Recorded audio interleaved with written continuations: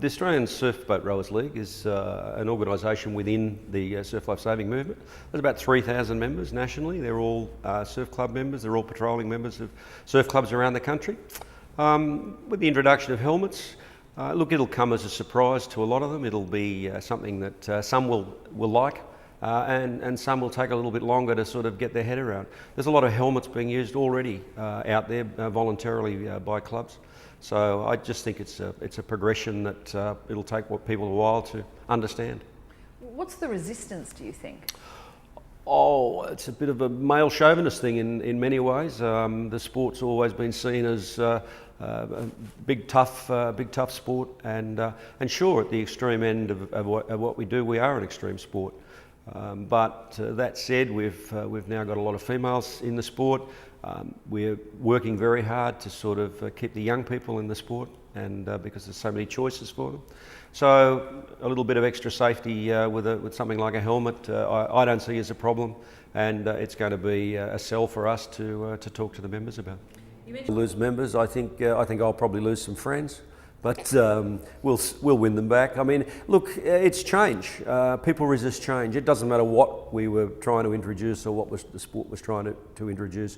There'd be someone out there that would say, this is a bad idea. So I personally see that I have no issue at all with donning and wearing a helmet. I don't see that there's anything to be lost by doing something. The analogy I use is that we wear a coloured cap on our head anyway.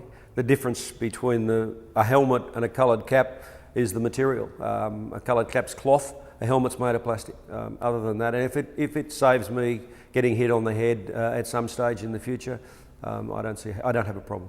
You know, if a helmet is able to save one life, then the helmet has done its job, and I think that's the key that people that will be anti the helmet need to understand, is that one life, and we're about saving lives, one life, and the helmet's worthwhile. Why has the Australian Surf Boat Rowers League adopted life jackets and the Surf Life Saving Association hasn't?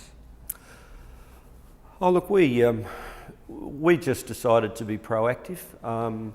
We can see that with the introduction of the females into our sport, there are a lot of the females that quite naturally are a bit apprehensive when they see the sort of things that we're doing, and so they were the start of looking for something that gave them a feeling of a bit more of security. We looked at different products that came onto the marketplace.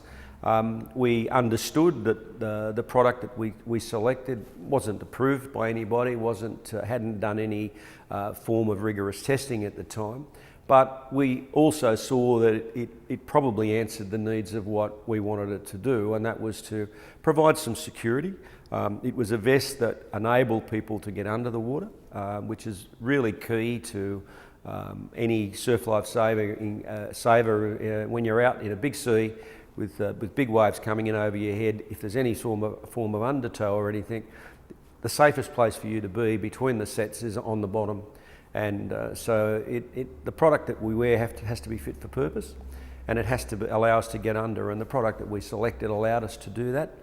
We recognise that there may be other aspects to it that other people will need to test, but we just saw it as a first stage in introducing and being proactive and saying to the members of our organisation to say, well, you know, we're interested in your safety, and here's our first step in providing you with something. I've certainly listened to lots of people that have worn them and are very, very comfortable and happy with having them on. The key for us in our selection process was that it had to be something that was tight and neat, snug fitting, and it had to have no, as I call them, square edges, nothing that would catch on any parts of the boat or the craft, because anything that's going to get caught has got the opportunity to hold you under. So that was part of our process.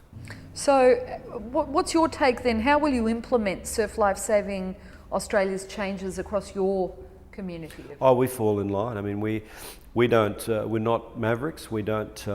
We're not there to run against what may come in the future.